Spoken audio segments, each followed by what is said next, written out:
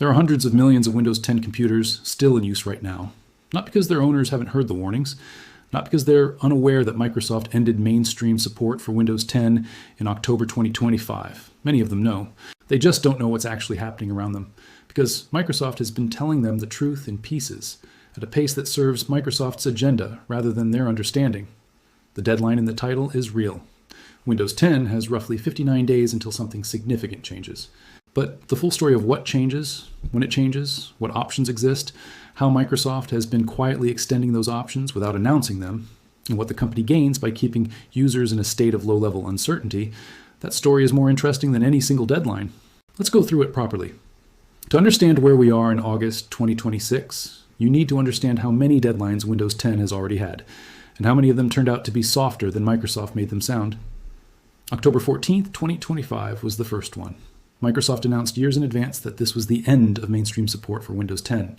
Security updates would stop, technical support would end, the operating system would continue to function, but it would be left behind, unpatched, increasingly vulnerable, officially unsupported. The messaging around that date was, by design, urgent. Microsoft wanted users to upgrade to Windows 11. Microsoft wanted OEMs to sell new hardware. The end of support deadline was the pressure mechanism. Then, a few months before October 2025, Microsoft announced something it hadn't mentioned prominently before. Consumer users, ordinary home PC owners, could enroll in an extended security updates program. The free option, sync your PC settings to a Microsoft account using Windows Backup. The paid option, $30 per PC, one-time fee. The rewards option, 1,000 Microsoft Rewards points. Any of these unlocked an additional year of security patches, extending real coverage through October 13th, 2026. That was a meaningful concession. But notice how it was communicated, not as a headline, not as a reassurance to the hundreds of millions of Windows 10 users who had been told their operating system was approaching a hard deadline. It was announced quietly, positioned as an accommodation rather than a default. The urgency remained. The path to safety was available but not prominent. October 13th, 2026 became the new date to circle, the ESU program's expiration. The actual moment when the last available security coverage for ordinary Windows 10 consumer devices would end, 59 days from today. This is where the story takes another turn, and where Microsoft's communication choices become genuinely worth examining. On June 25th, 2026, Microsoft updated a support page. Not with a press release, not with a blog post, with an editor's note appended to an existing blog post and a quiet edit to documentation. The update confirmed that the Consumer Extended Security Updates program had been extended by one additional year.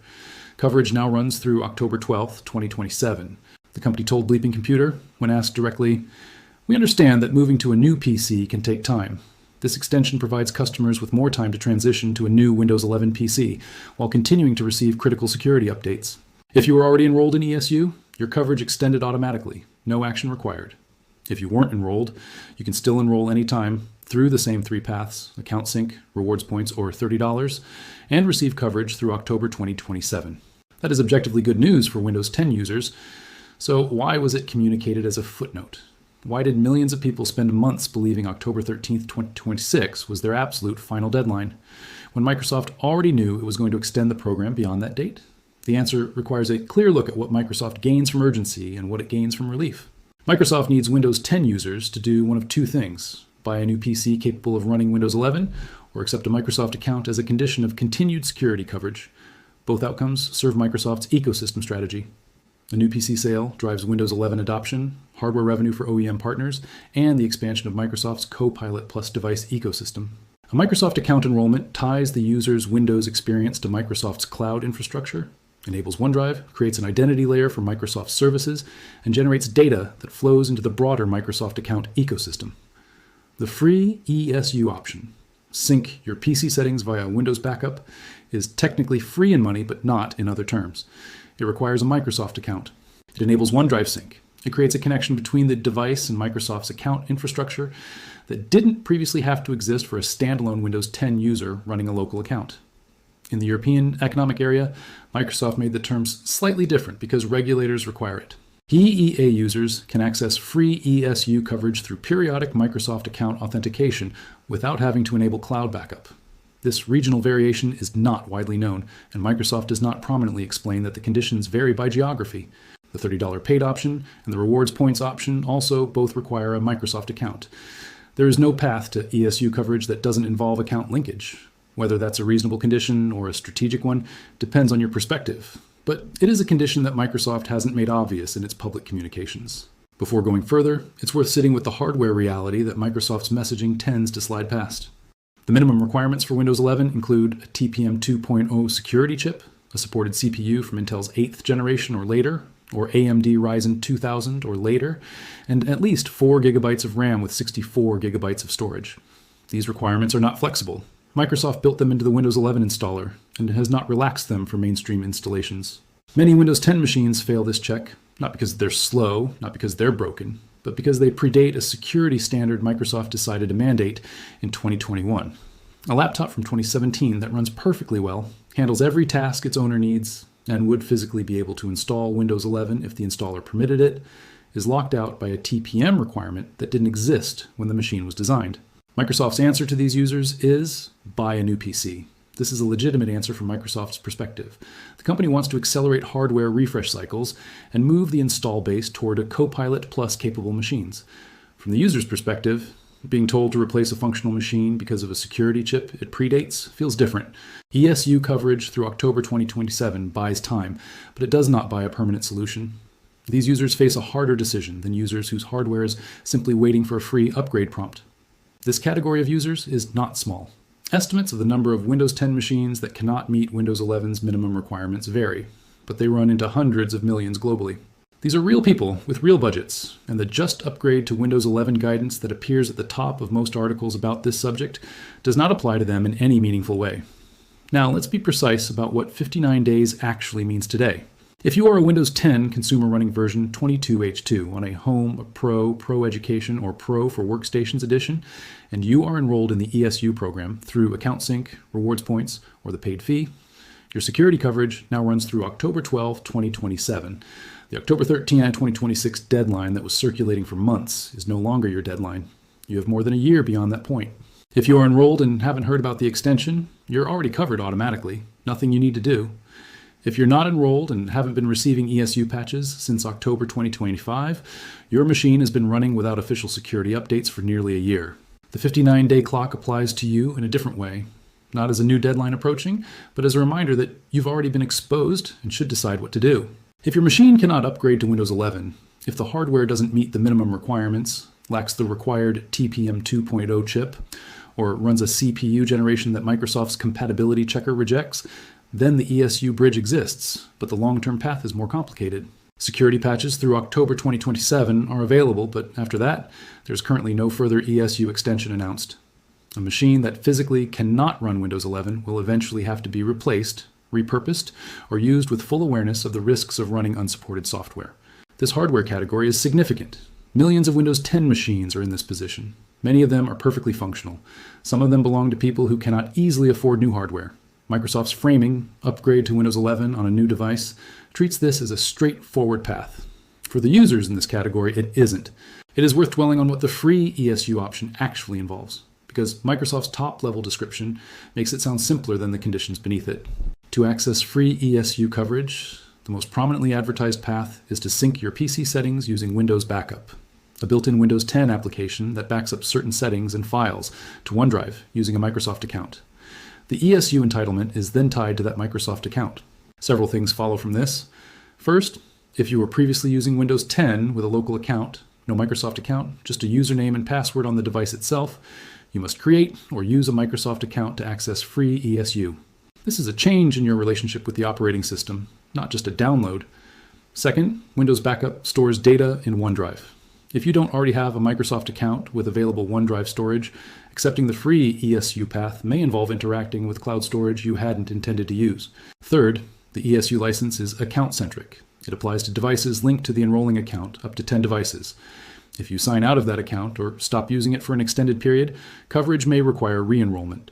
Microsoft's documentation acknowledges that devices will be more vulnerable before enrollment and encourages users to enroll as soon as possible. What that documentation does not say prominently, that users who prefer local accounts, who have privacy concerns about cloud backup, or who are wary of account linkage have no equivalent free path that avoids those conditions, at least outside the EEA. These conditions are not secret. They're in the fine print. But fine print is doing real work here for an audience that often makes decisions based on the headline and the first two sentences. Here's what Microsoft's public communications have emphasized, and what they have consistently de-emphasized. Microsoft has been clear that Windows 10 mainstream support ended October 14th, 2025. This is accurate. Microsoft has been clear that the ESU program exists and provides additional coverage. This is accurate. Microsoft has communicated the ESU program's free enrollment option in its marketing. This is accurate. What Microsoft has not prominently explained, that the free enrollment option requires a Microsoft account and Windows backup enablement, and that this creates a cloud connection some users may not want. What Microsoft has not prominently explained, that the ESU extension to October 2027 was decided at Microsoft's discretion and announced without a press conference, meaning users who were making urgent hardware decisions based on an October 2026 deadline may have spent money they didn't need to spend yet. What Microsoft has not prominently explained, that there's a meaningful difference between what extended security updates covers and what full support covers. ESU provides critical and important security patches only, not bug fixes, not feature improvements, not technical support.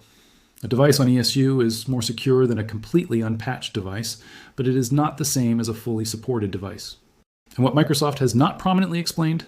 The long game. Windows 10's ESU extensions have been each time characterized as additional time to transition. The messaging consistently redirects toward Windows 11 and new hardware. The extensions provide relief while sustaining pressure. The goal is not to keep Windows 10 alive indefinitely. It is to manage the pace of migration in a way that limits support costs while maximizing the conversion of Windows 10 users into Windows 11 users, Microsoft account holders, and new PC purchasers. That is a legitimate business strategy. But it is not the same as looking out for users' interests, and the distinction is worth understanding clearly. The title claims Microsoft won't tell you the full truth. Let's be precise about that, because the charge should be specific rather than general. Microsoft has not lied about Windows 10's status. Every major date has been published. The ESU program has been documented. The extension to October 2027 is now publicly confirmed on Microsoft's own pages. What Microsoft has done is sequence information in a way that consistently prioritizes urgency over reassurance, consistently frames ESU conditions in their most favorable light, consistently communicates extensions as quiet documentation updates rather than prominent announcements to users who were planning around the previous deadlines, and consistently omits the account linkage requirements from its top-level messaging to users who may not want that trade. None of that is lying. All of it is a communication strategy that serves Microsoft's interests more than users' interests. The practical effect is that users who only read headlines believe they have 59 days left. Users who actually read current Microsoft documentation discover the situation is more nuanced. Users who rely on YouTube videos from months ago may be acting on information that's now out of date. And users without tech support networks to navigate these distinctions are most likely to make the wrong decision under manufactured urgency. So here is what the full picture actually looks like, stated plainly.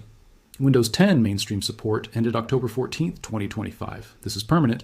The consumer ESU program is providing security-only patches to enrolled Windows 10 22H2 devices. The deadline for enrollment and coverage has been extended to October 12th, 2027. Enrollment is free if you sync PC settings through a Microsoft account. It costs $30 or 1,000 rewards points otherwise. All methods require a Microsoft account. If you're already enrolled, you're already covered through 2027 automatically. If your PC can run Windows 11, the upgrade is free and recommended. Windows 11 is a genuinely better supported operating system at this point, and the security gap between a fully supported Windows 11 installation and an ESU-covered Windows 10 installation will only widen over time. If your PC cannot run Windows 11, you have options.